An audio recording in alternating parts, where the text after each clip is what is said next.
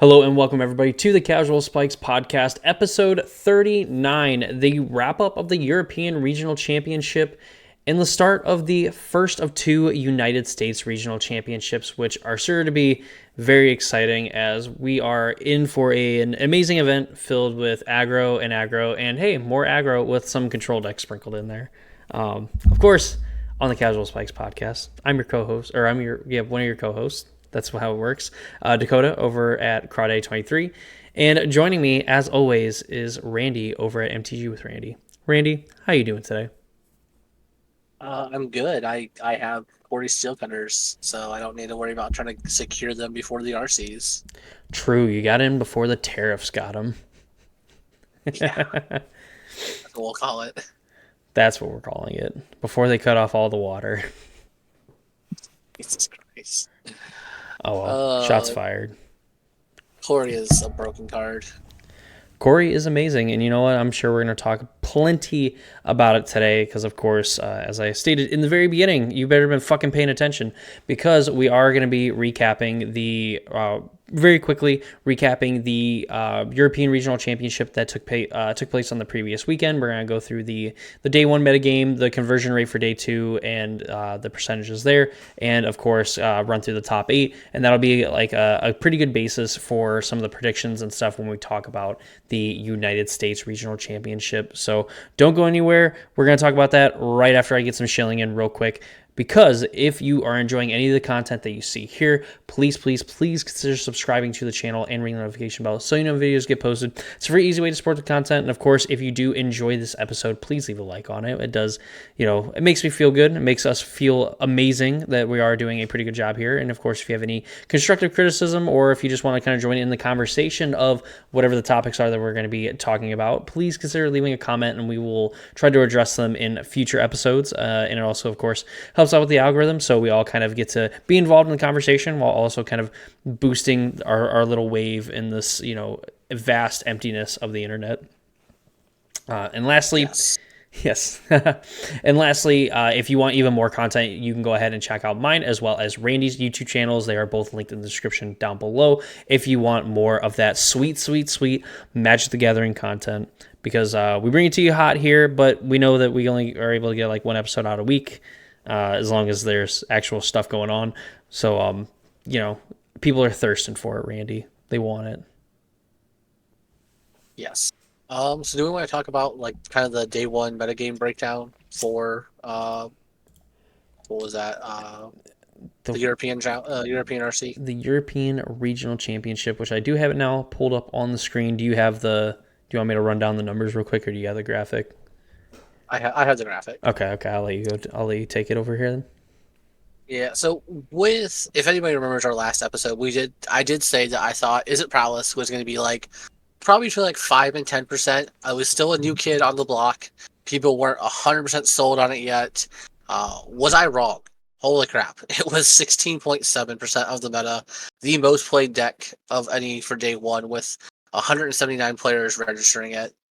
And then to no surprise, Mono Red Aggro was right there behind it at 10.9%, 117 players, which we thought was going to be one of the most played decks. And then the Esper Bounce or Esper Pixie was at 10.5 with 112 players. So we both had said that we thought Esper and Mono Red Aggro would be the top two decks. We were accounting for Is It to be below those two because we thought that it hadn't proven itself yet to be absolutely busted. Obviously, we were wrong when we made that assessment because clearly people thought something else. I will say, Is It Prowess did kind of explode after we talked about it on the last podcast. It kind of like started doing really well out of nowhere. Well, not out of nowhere. It's playing modern legal cards essentially in standard. True. Technically, all Um, the cards in here are modern legal, Randall. You casual. every day I get closer to doing EDH content. Oh, they're also all Uh, EDH legal too. that's it. We're going to EDH. Hashtag I don't need to do commander. this. Jessica Oculus with 8.6%, which we did kind of say we thought it would be about 5 to 7% of the meta. So doing a little bit more than we thought. It has a really good matchup against the Esper deck, so we figured it would kind of do well. Jeskai Oculus, in theory, has a decent matchup against Izzet Prowess. My limited testing has not proven that to be true. I still think Jeskai Oculus has the biggest problem where it loses to itself more than anything. Like, you get stuck where like you don't have white mana or you don't have a certain color. You get stuck where you cycle through your deck and you just somehow draw into the top 15 cards all being lands. You're like, awesome. I've seen, I drew an extra 10 cards this game and they were all lands. This is incredible gameplay. Azorius Omni-Essence being 8.6% of the meta too, also kind of surprising it was that high. That deck is definitely gaining a lot of traction, with just being able to theoretically just win on turn 4. They even have a new combo that they do as well, to where they're not playing the battle anymore. Hmm. Have you seen this? I haven't seen any of the new. Because the ones that they showed on camera, they were playing like the stupid battle. Yeah, so like now they're playing the new dragon that lets you draw 3, discard a card, Yeah. or you can bounce 2. So the whole game plan is that you get to the point where you have 2 dragons and the Finding of the Third Path.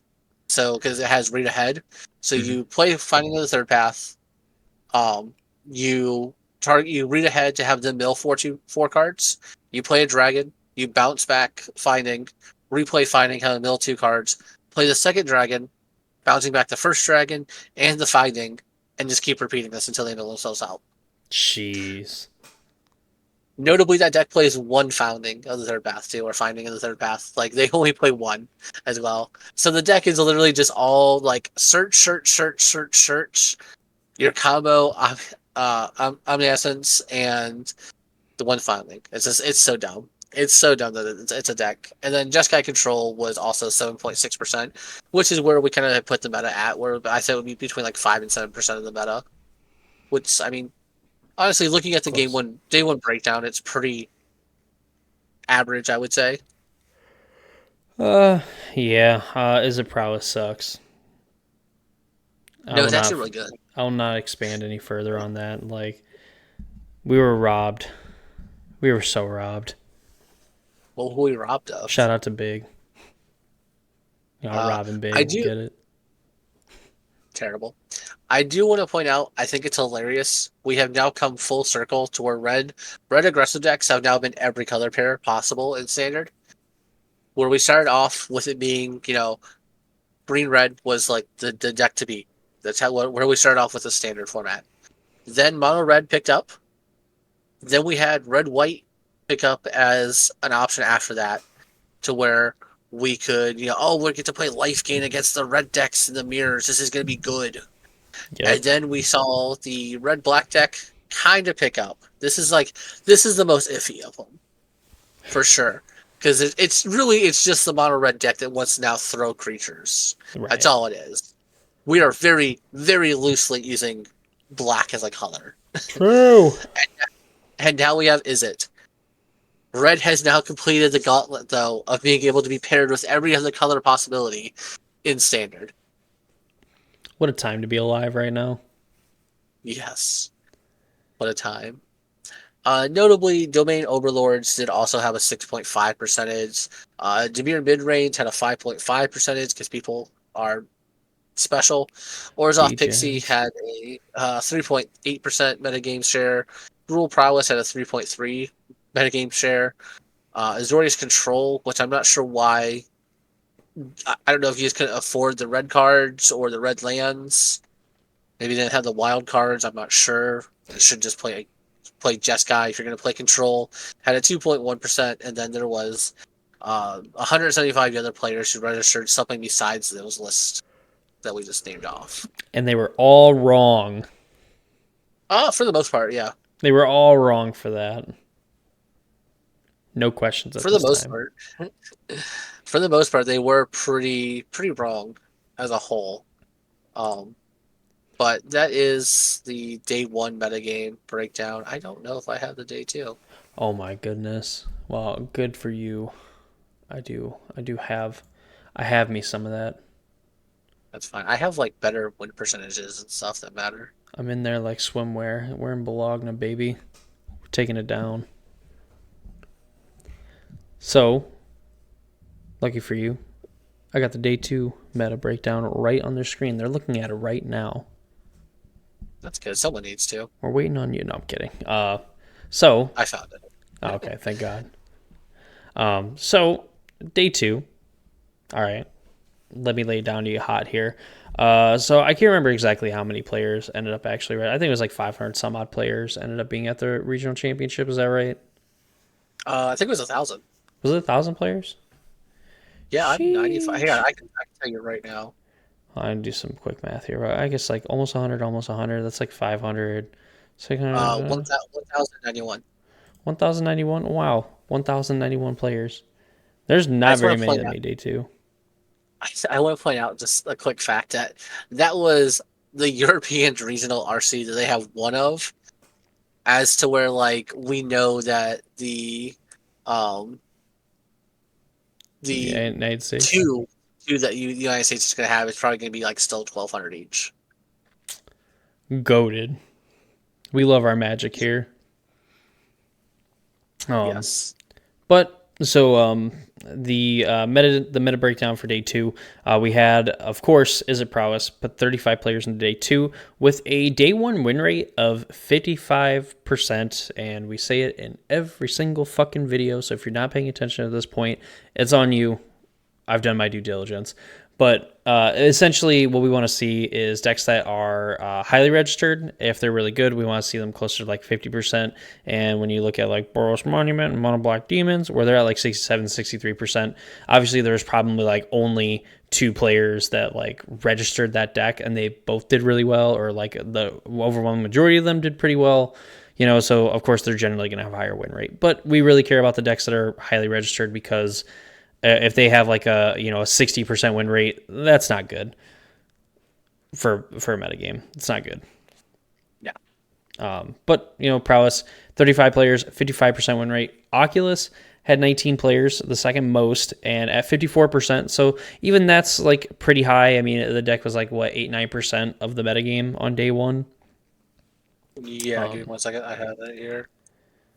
It was the fourth most played deck at 8.6%. 8.6. So 8.6% of the metagame had a 54% win rate. I would say that's like that's getting close to like pretty high, I would say. And it being like essentially half of the amount of decks that Is It Prowess played. So there's potentially some problems brewing there, but as of right now, too early to tell, as the kids say. Then we have Esper Pixie putting 15 players at 49% win rate, and Mono Red Aggro 14 players at a 48% win rate, which is more in line of what we would expect from decks that have kind of this higher play rate. Even though I don't think they're like super far off from Jeskai Oculus either, and Oculus had like a 5 and a 6% better percentage than those decks. Azorius Omniscience, 12 players, 52% win rate. That's okay. Dimir Midrange, 11 players, 48% win rate. What we expect from these degenerates. Jeskai Control, 52%, or 9 players, 52%. Domain Overlords, 9 players, 48%. Orzhov Pixie, 6 players, 53%. And then, of course, the Monument and Mono Black Demons, 2 apiece for 67 and 63%, respectively, with the other 20 losers barely eking it in at a 44% win rate. Still better than Dimir at the Pro Tour, we will say that. Oh my god, yeah. So, just a quick notate about the like Mono Black Demons and Boros Monument. Don't take those like at so much of a face value when you have to figure they weren't even on the list. So it means that there were such a few number of people playing it. So we're probably looking at like sub 10, probably sub 5 players were playing it. So because 2 players did well with it, or they had the right draws, they had the right luck, whatever was happened, they played better than their opponents. Whatever they did to get them into that percentage just makes it look a lot better than it really is. Like now, how like we were talking earlier, like how Is It Prowess that had a 63% win percentage. That's we gotta start talking. That's a major issue because it was the most registered deck and it has a ridiculous win rate. So like sometimes we get those lower number decks and like we have 5 people register bug control and 2 people made it to day 2. It's gonna look ridiculously well. It doesn't mean it's necessarily a good deck. It just means that like 2 people had the right draws lined up, they had the right opponents, their opponents drew badly, they played badly. They didn't show up. Whatever happened, where those 2 players were able to get into the day 2, just means that they're playing. They got some number of luck plus skill involved, because no matter what anyone wants to tell you, there is at least some number of luck to make it into a day 2 of a tournament or to make it into the top 8 of any tournament. It is not just, I'm the best player, so I'm guaranteed to make it into these day 2's top 8s. Based. Damn it, Randy. Real quick, I know that the Jeskai decks, obviously win rate wise, they show that they were very well. They were obviously some very good picks for the event, but they were like really hanging out towards like the top of the tables. I know they got brought up a few times like on coverage about the Jeskai Control and Jeskai Oculus decks that are all just kind of hanging around like those top like 5 to 10 tables, where a few of them had winning ends. The wheels kind of fell off the wagon. I believe there was like an Oculus player and a Control player that were undefeated after day 1.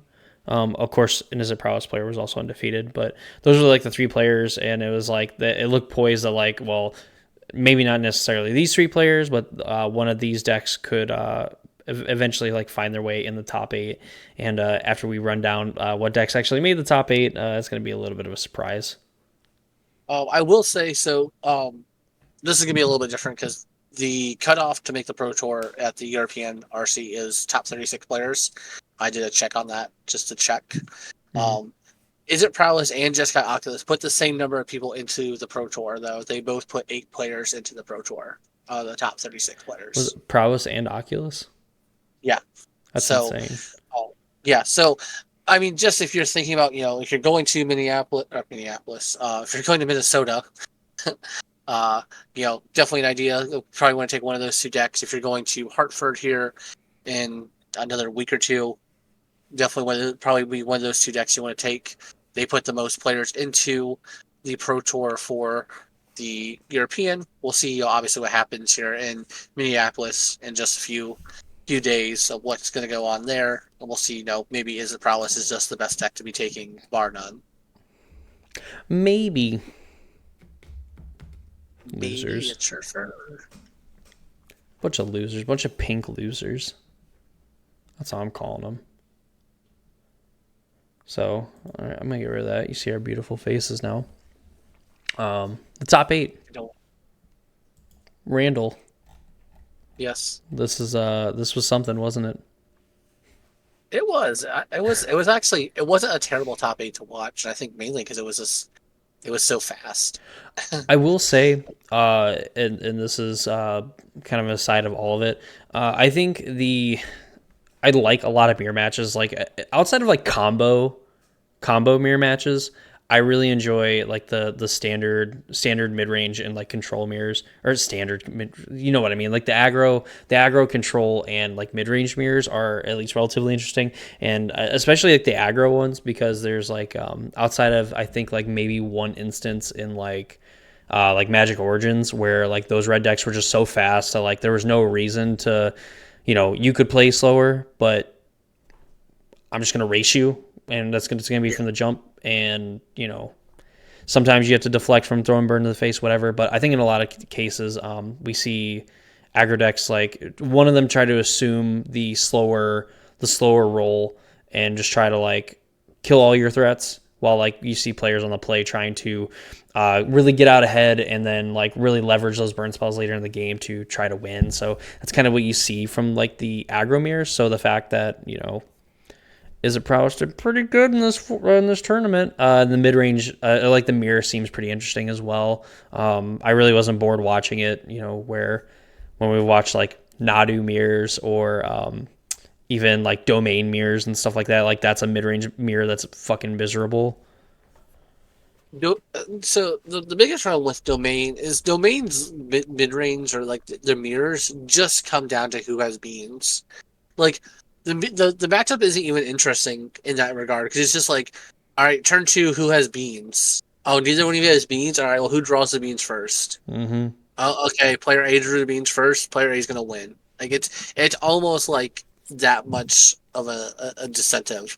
And then like I really like the mirror mid range matchups are really interesting, because there's no good clear objective, and even like you land a Kaido first, it doesn't give you automatic wins. Mm-hmm. So like that was always interesting. I think the biggest difference with like these Izzet decks essentially is because they're so prowess based. Like there is an advantage to not playing, just emptying out your hand on your turn type situation where you hold up the op. Now combat gets more tricky for your opponent. You hold up one burn spell. All your creatures are now infinitely bigger. Things like that, and the fact that Corey Steelcutter can trigger on both your turn and your opponent's turn is a little ridiculous in that regard because now you're just like, okay, well, like especially when you get to like turn 4, turn 5, where like, okay, well I'm gonna play like op sleight of hand on my turn, make a creature, maybe attack with like a 4 power creature or something like that. Pass the turn, you go to attack in. Okay, well I'm gonna play like a removal spell opt. Now I have another creature. My creatures are bigger than your creatures currently.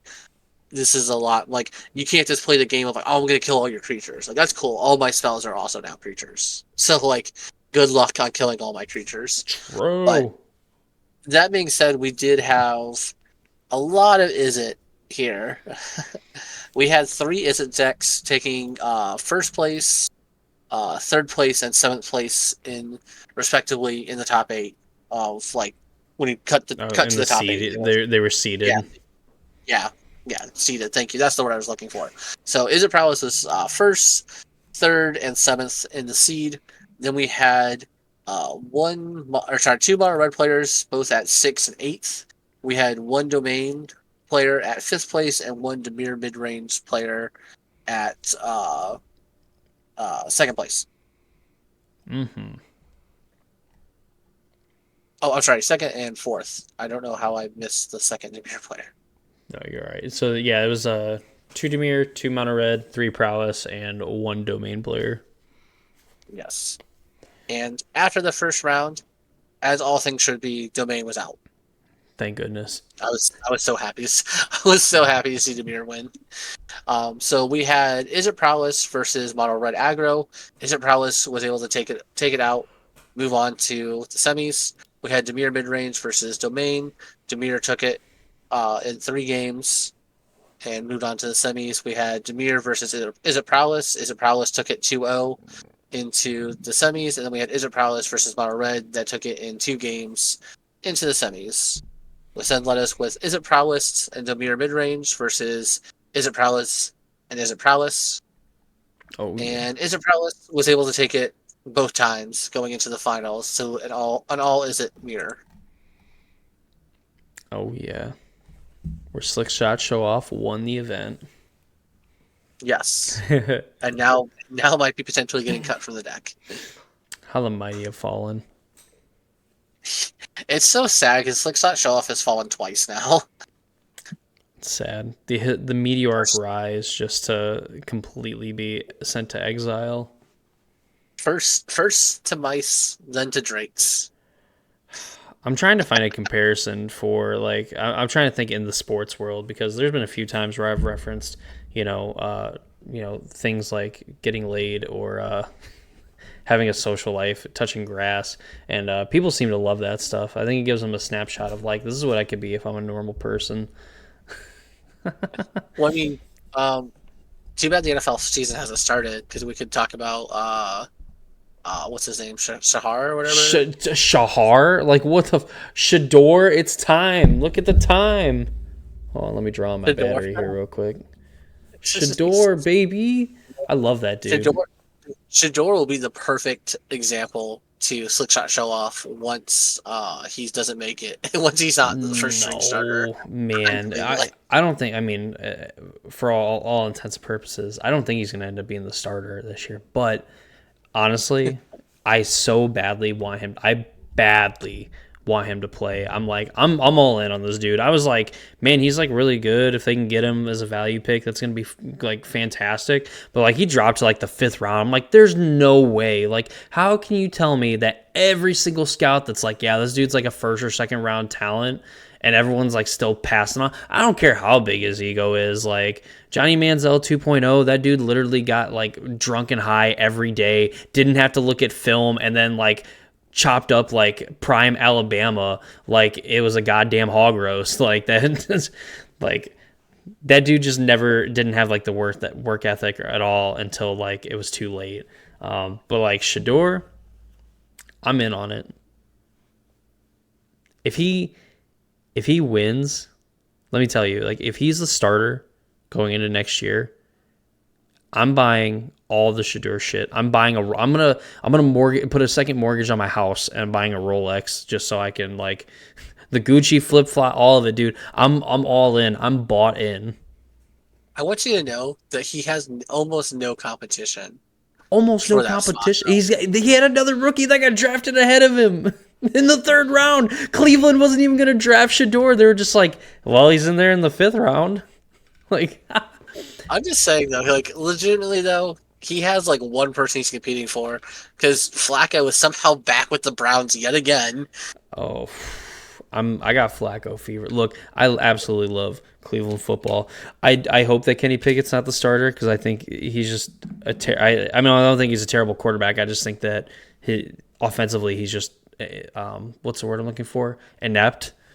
Offensively Yeah, inept at the most important position. Flacco, I hope is the starter, and I just want to see Gabriel and Shador. I want them to figure out the quarterback thing so bad this year, so we don't waste like trading up a bunch of picks to go get like a quarterback in next year's draft. I don't want to waste it. I want to get skill position guys. I want Shador ultimately to be the dude. I want them to waste a third round pick on Dylan Gabriel because then they got so much value for that fifth round pick, like oozing with value. I'm talking like, what am I talking about here? Like buying a Black Lotus in like 1993 for like $20, forgetting about it, and then finding like 50 of them in your grandma's attic. Like that's the kind of value that I want. Damn it.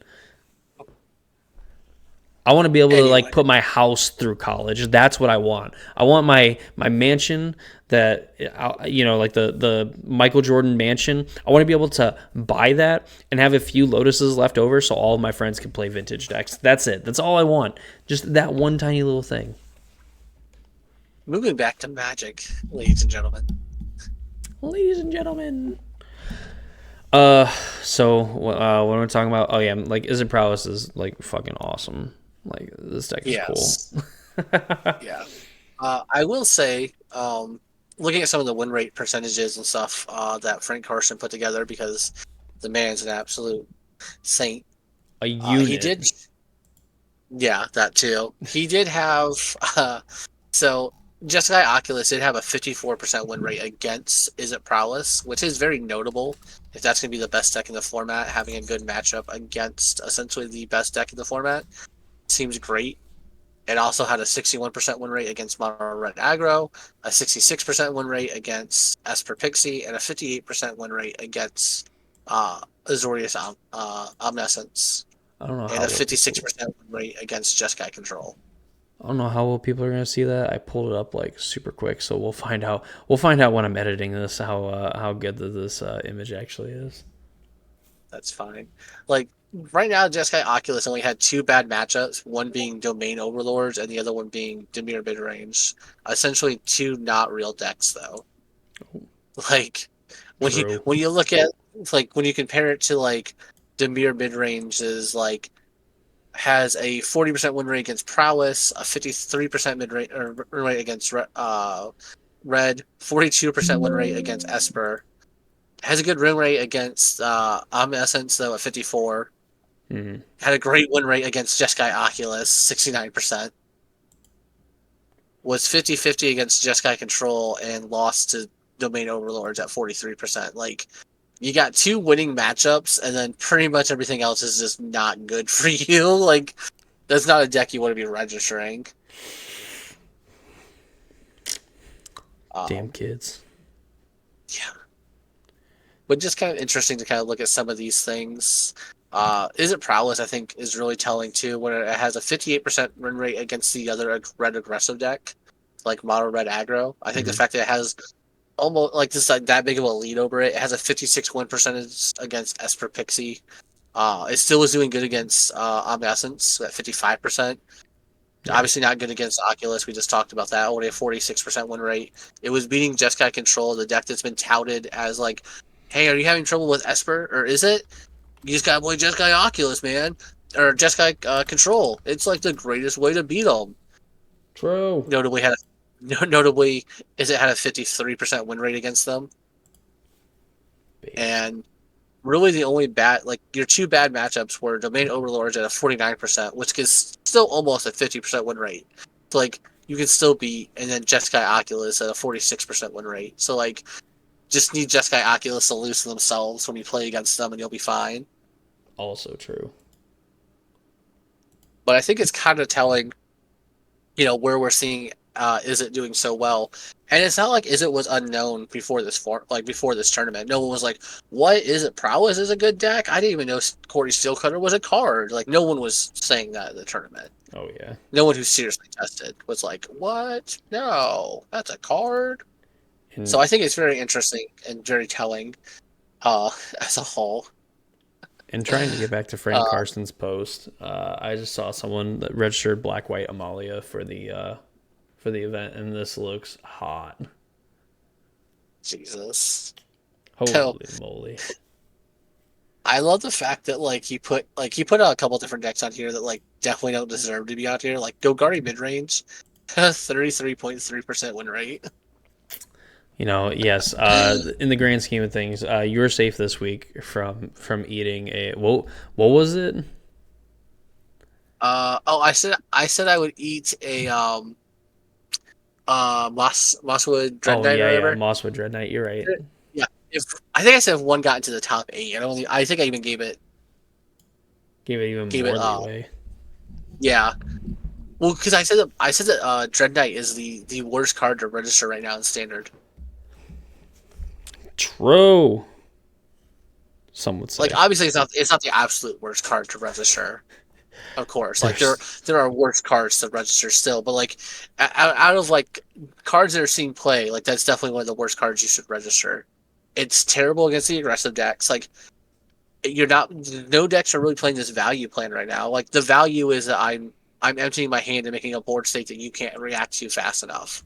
It is a received value. We're not in these like value games where like, oh, I played four stock ups this game and still might lose. mm, It's I've played two stock ups. One of them found my first stock up, found my second stock up, and I made a board state while I played these stock ups. let me just tell you that like stock up. I don't think I've lost a game where I've resolved a stock up. I think that is like an objectively true statement, and I don't see that changing anytime soon. Stock up is amazing. It's kind Stock of up's like what really good. people in America should have done when they elected the worst president ever. I'm just saying. I'm just saying. I'm saying the loud He is part a, he louder. is objectively the worst president. What's this saying something? We had Reagan. Reagan had Riz. Like that's what that R actually stood for. It didn't stand for Reagan. That was Riz, the I just want to Rizzler. point out.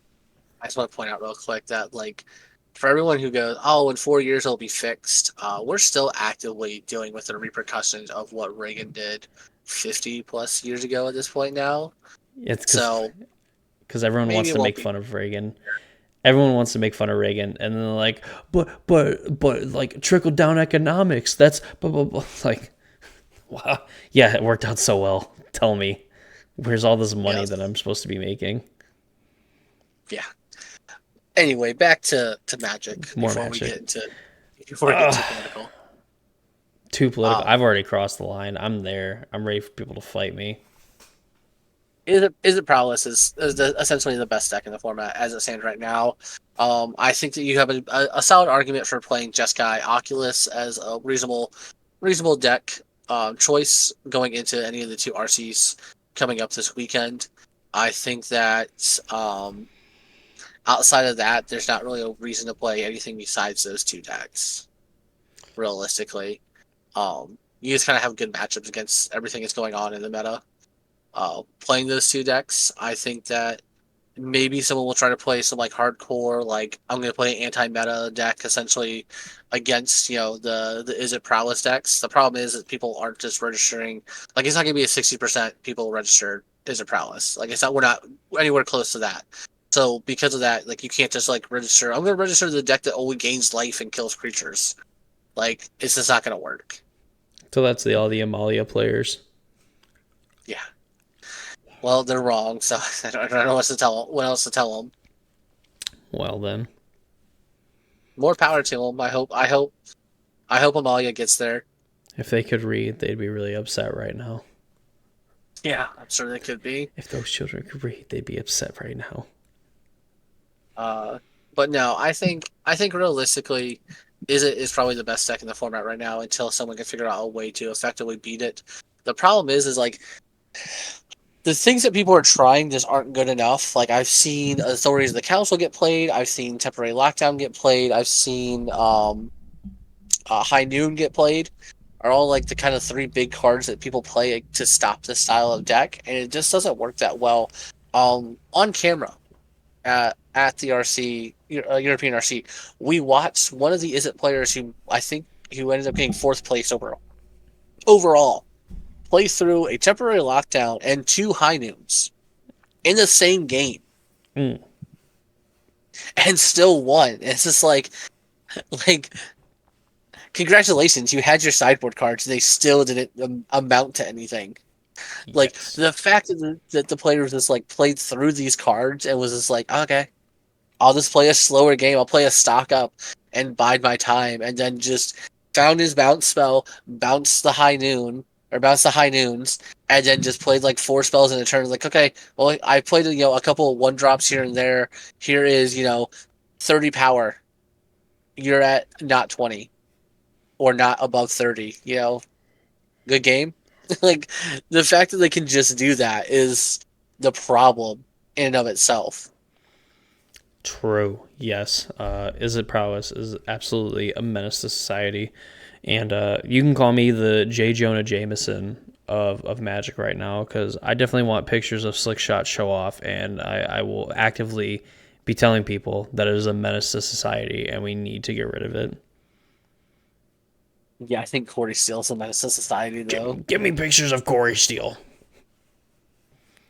Uh, Oh, fantastic. I will, I $50. will once again talk about how Gogari's not going to win No. All right. All or right. top.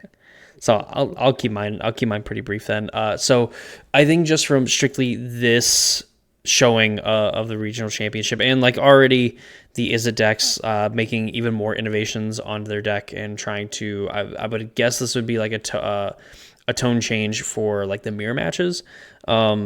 If this deck is less than 20% of the metagame, honestly, truly, I would be pretty surprised. I mean, like this was a thoroughly dominant performance from the deck.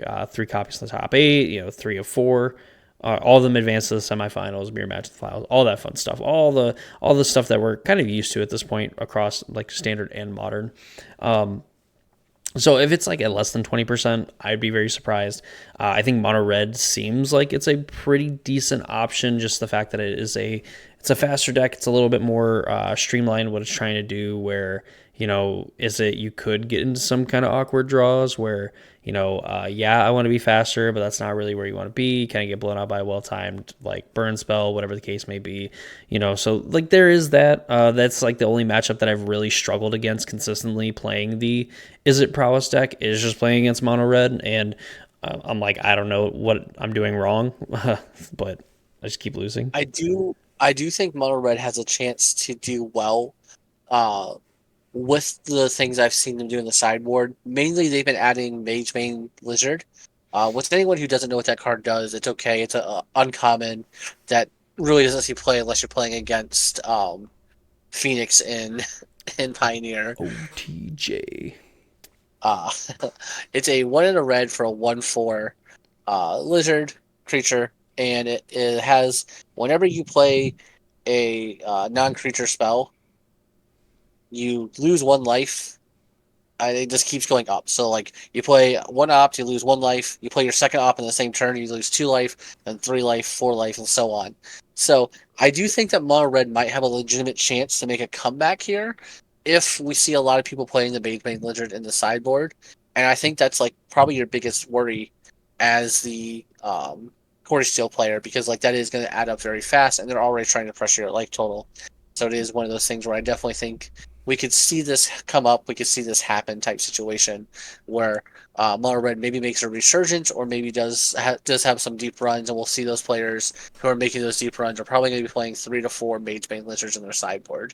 I would not be surprised because I've watched people play against it. You can play through one Magebane Lizard, but if your opponent goes like turn 2 Magebane Lizard, turn 3 Magebane Lizard, you are just like like stressing out because now your one bounce spell isn't going to buy you enough time because you're still taking damage from the other one, and like it just becomes a lot harder. And like the Cordy Steel decks don't have a way to answer like a 4 toughness thing that just like as long as you can make sure you never put yourself in a position where you have to block with Magebane Blizzard, that card's just never dying until turn 5 at the earliest, because it's a kicked burst lightning is how you're killing that. Or I guess that's not true. You could play 2 burst lightnings, but then you're still doing them an extra 3 points of damage. So like you're gonna at least bolt them and make them waste 2 spells and slow down their entire tempo and you're still able to do what you want to do because like, oh no, I took 1 damage from my monstrous raise, take 5. Like you're not upset with that exchange. You're like, all right, I'm gonna lava axe you, I'll ping myself. That seems like a good trade. Yeah, and I don't know, and it's going to remain to be seen. I'm sure I'm going to eat my words on it. And I don't know if the Izzet Prowess deck seemingly opting towards like being a little bit slower at the cost of, essentially getting to make more tokens, like being better against like the targeted removal in the format at the cost of being a little bit slower. I think that was kind of the fun thing about the Prowess deck was that you had essentially a mainly aggressive mode that, in very specific circumstances could be faster than the mono red draws, but you just also had this game plan where it's like, okay, I can get in for like a big chunk of damage and you're stressing out about every other creature I make, and Corey Steel is going to like kind of push me through the finish line while also just being a card that is going to kind of break open games where you just have a ton of like targeted removal and you're just going to be able to take out tokens. But the more Corey Steels I draw, the more cards you're going to need, and eventually you're just not going to keep up, and like kind of like our kind of card advantage. So I don't know how it's going to end up working out. I would imagine that like if I'm just playing a little bit slower of a game plan, and it's not even like, oh, well, I'm playing more removal spells, I'm just playing these kind of like slightly bigger creatures that are going to be more of these like one card armies that are going to be a little bit better against like the burn spells of the format. I don't know how well that's going to end up working out for Izzet specifically against mono red, but this is definitely the weekend to kind of see if that sort of thing happens where it's like, okay, well, if you play the aggro versions of Izzet where you're playing Slick Shot, you're playing the prowess creatures, you're going to be a little bit worse against like the slower Izzet decks, but you're going to be a better position against the rest of the metagame. Or I guess even kind of like a Hogak situation where now you have these slower Izzet decks and you're going to be really good against the other Izzet decks, but then against the other like fast aggro decks, you're going to have a hard time. So we'll see. That's something I'm going to be interested to see this weekend and basically be proven wrong at this point, but I'm going to kind of hold on to that belief that that's something that would happen. Yeah, I'm very interested to see what happens and what the evolvingness of the metagame. Basically, I'm kind of in the purpose of I think this is what's going to happen metagame wise. I think we're going to see roughly 20% of the metagame be Izzet. I think the next highest deck is going to be either probably mono red still because people still love that deck. I think mono red will be the next highest, and I think Jeskai will be after that. I think we'll see a giant resurgence of like mono black because they think that they have a good matchup against the Izzet deck, and they're not terrible. Don't get me wrong. The new 3-drop. The I can't think of his name. Quarsai Revenant or like Regent, Yeah, whatever it is. It's Carseed 3/3 Regent or something flying. like that.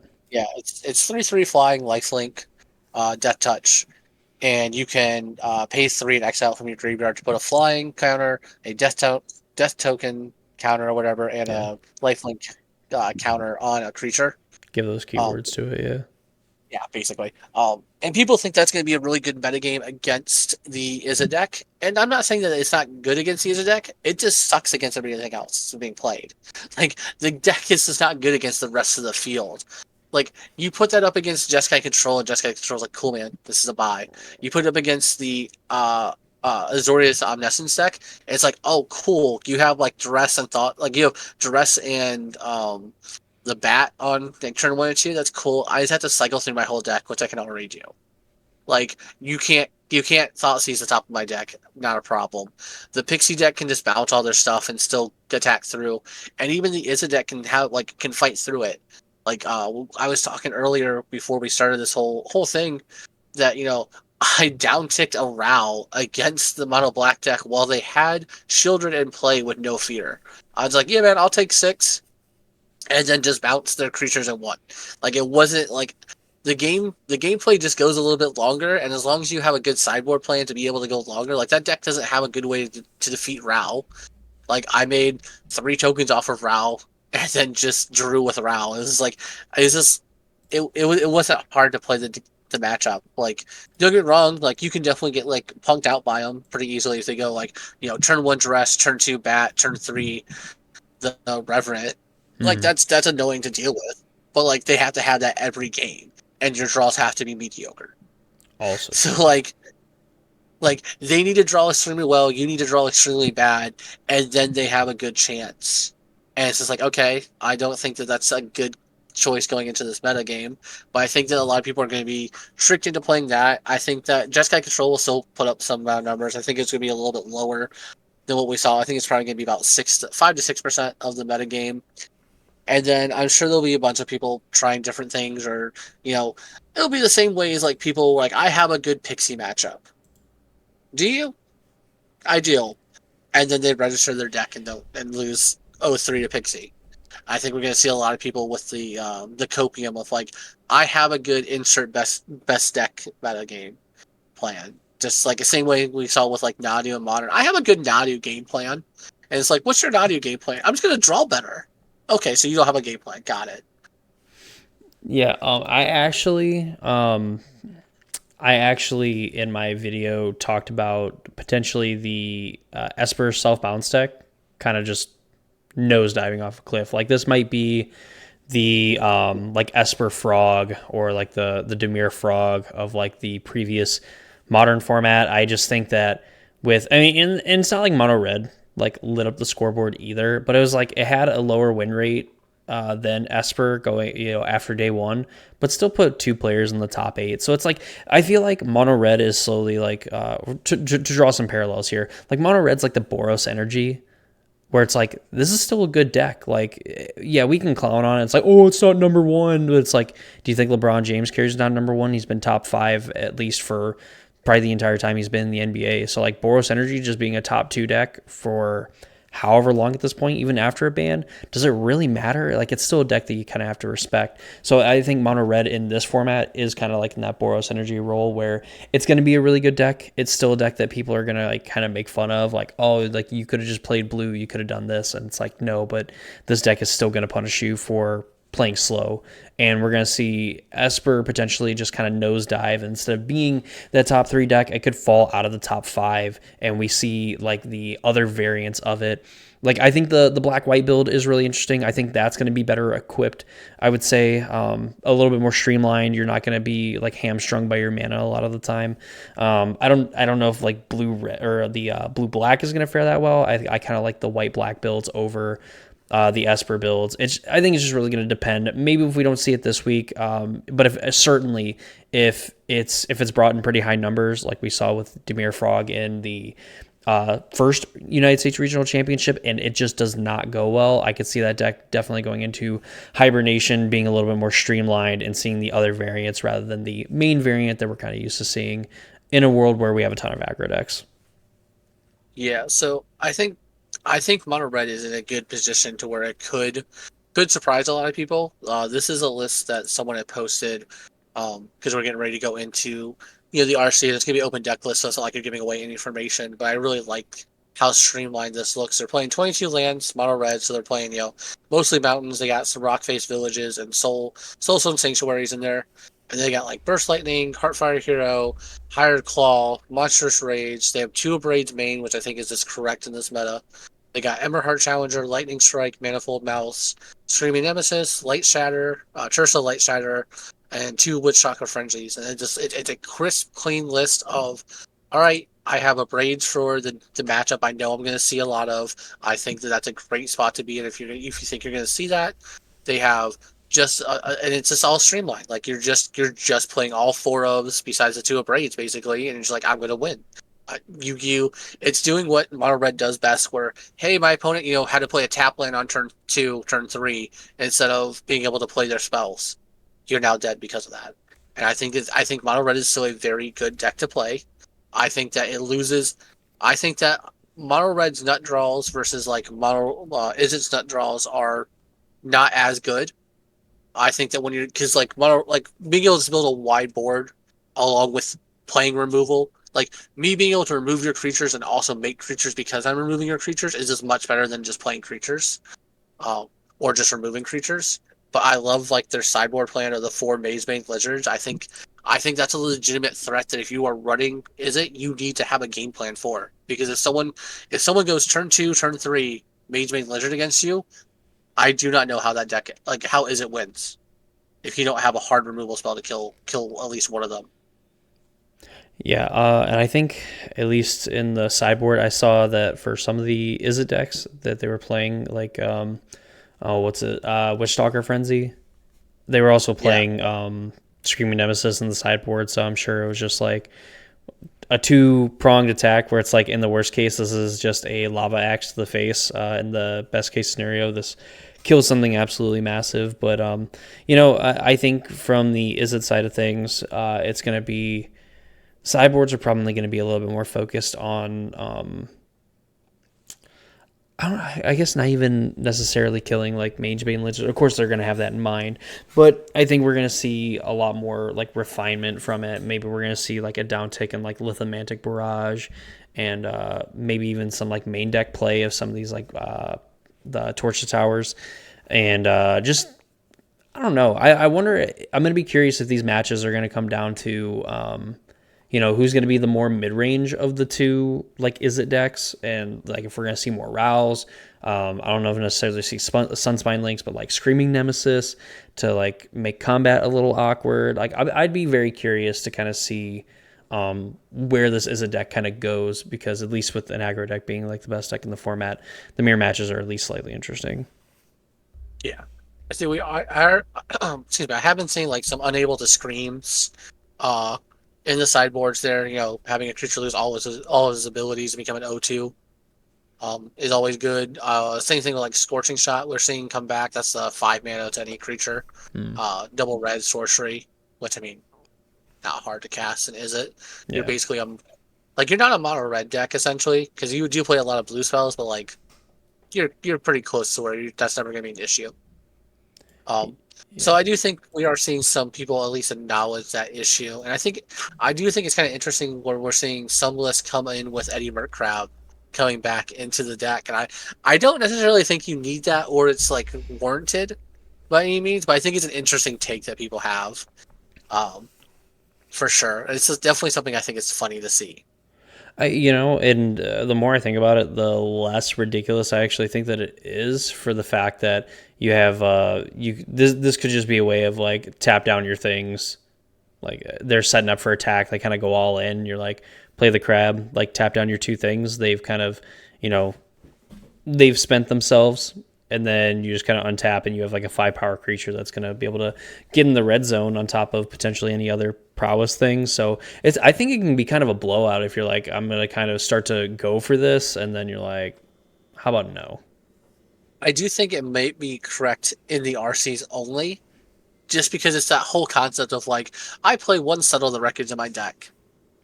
Would you like to attack to my 4 open mana? It's not likely I have Settle the Wreckage in my hand, but it's a possibility you don't have to think about to where you can't just swing all out. Look, 99% of players, even when you telegraph like settle the wreckage, like they still attack into it. I remember plenty of PPTQs back in the day where like very obvious, like it's the most obvious settle the wreckage. Like like why are you attacking all out? Like I remember, real quick story, when I was playing probably one of the most toxic standard decks of all time, literally probably no, like it has to be like definitely one of the most toxic tier 2 decks ever, but like one of the most toxic like standard decks of all time. And like my elf opponent just back to back turns, like, oh, here's my huge board, attack with everything, you're dead. And I'm like, settle the wreckage you. Okay, that's really annoying. Gets all the lands out of their deck, like over the course of like 2 turns, rebuilds and everything. And here we go, setting up another obvious 4 mana. Okay, I'm going to attack with everything, even though I need to attack with 2 creatures. Settle the wreckage you. Oh, bro, that's so annoying. It's like, why are you attacking me with like your whole board? You're attacking for like 50, and I'm at like 6 life. Like, You know, like you saw the worst part is you saw us settle the wreckage. All I've done since then is just like uptick my Teferi and cast like Chart of Course and Chemister's Insights. I've drawn like 12 cards. Like what? Why are you still attacking me? Like why are you still attacking all out? I don't understand. Yeah, Magic players are dumb. That's Dude, not that's even. Yeah, oh God, I would. I'm. There needs to be a modern format that I can play where Nexus of Fate is legal. Well, not legal. It is legal, but I want it to be so good. I want it to be so playable. fucking good. Playable, Well, the good please. news is now we finally have Nexus of Fates that aren't all Pringles I don't because there's care. not foil. Give me the Pringle. No, Give me the Pringle.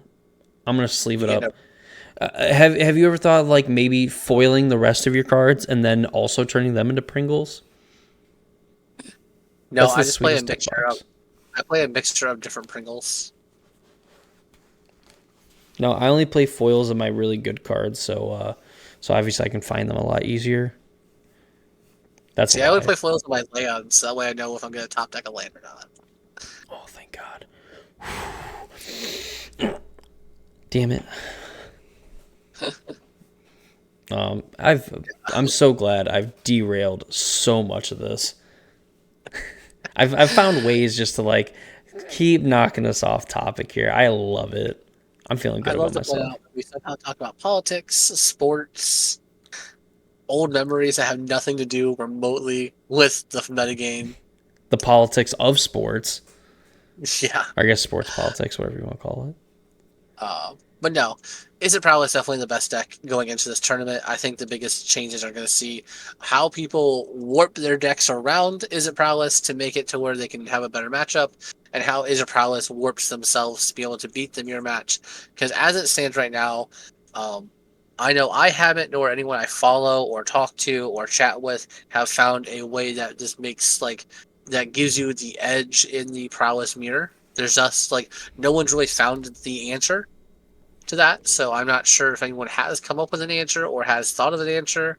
Well, I mean, people have definitely thought of an answer. Let's be real. Like that's the biggest question. Like, if someone found a way to beat the prowess matchup or the mirror match, they're going to be the ones to take down this tournament.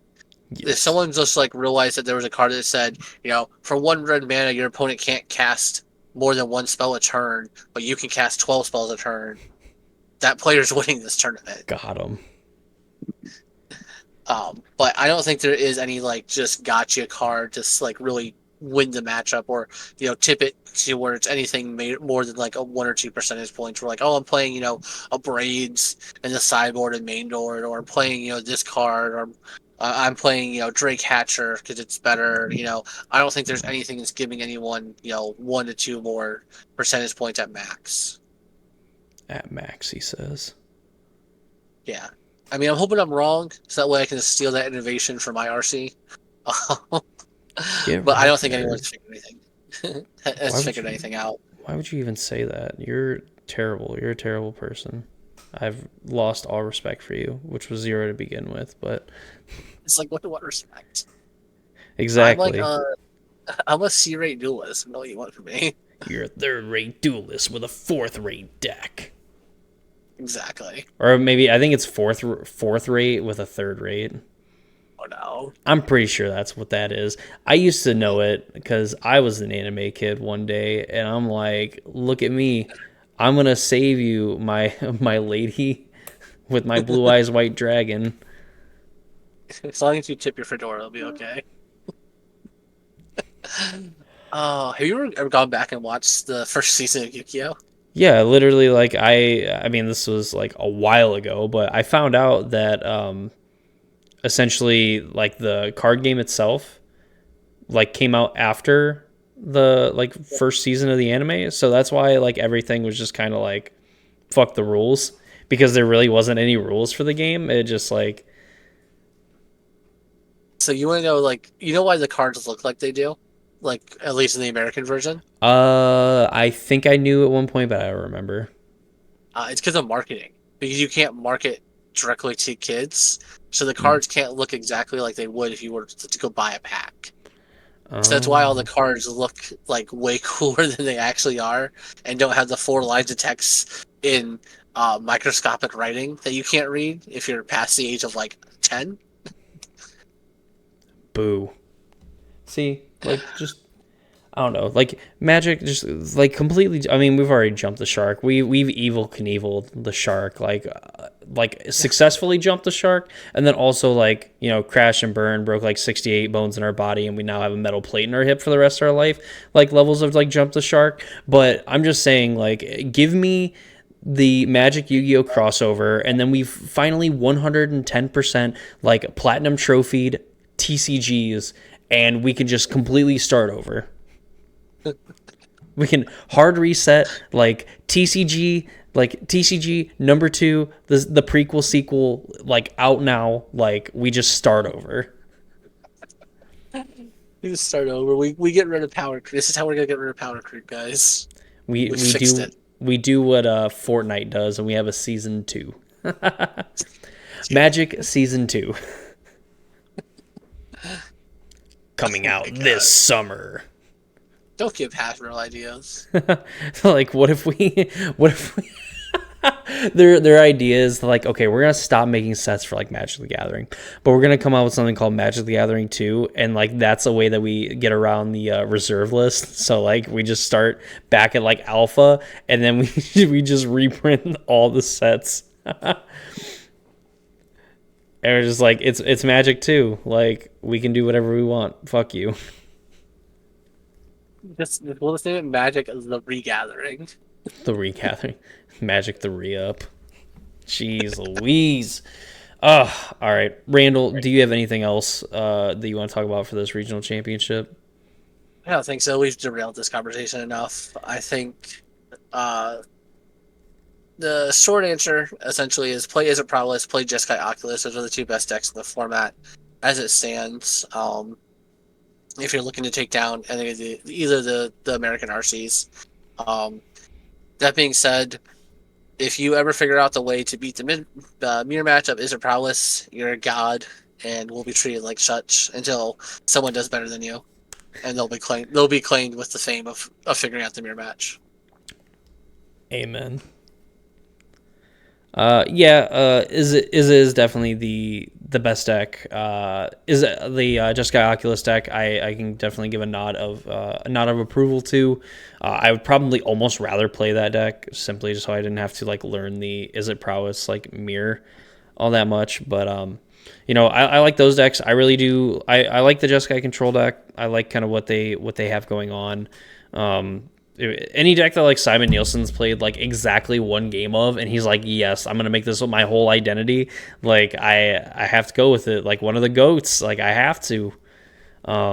But like those decks, I'm cool with. Like mono red. Like absolutely, I have a lot of experience with that deck. I do still enjoy it, and probably avoid the Esper decks. Like I'm gonna. That's like an uneducated like take, I would say, in terms of like I haven't really played that much of that deck, but just with how it looks and there being so many other attractive options, I would not touch Esper if I didn't already know how to play the deck. Like if you know how to play it, whatever, go for it. But if you're like, I want to learn a deck for like the regional championship, Esper's not where I would start. No, no, don't. I would not start there. Mainly just because it's so just not. It doesn't have a good isn't matchup. Like I will say, like 100% the biggest difference I think right now with the like the Izzet deck, it is like they different to like when they have Corey Steele when they don't.